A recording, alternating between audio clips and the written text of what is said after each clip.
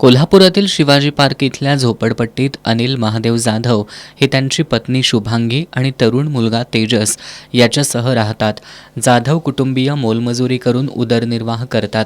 मंगळवारी रात्री मुलगा तेजस हा गंभीर जखमी अवस्थेत झोपडपट्टी नजीकच्या रेल्वे रुळाजवळ सापडला.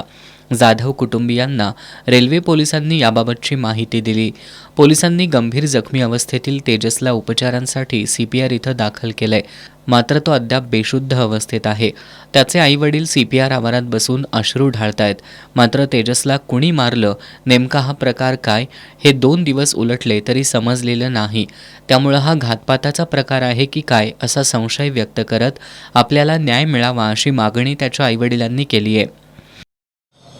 मंगळवारी संध्याकाळी रेल्वे स्टेशन इथे आमचे चिरंजीव रात्री 1:15 वाजता त्यांना कोणी मारलं का काय जखमी अवस्थेत पडले होते.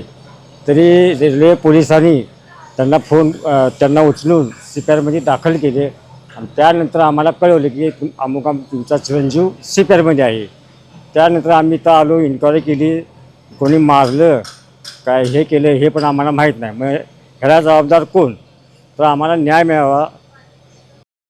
दरम्यान या प्रकरणाचा काहीच उलगडा होत नसल्यानं या प्रकरणाचं गूढ वाढलंय.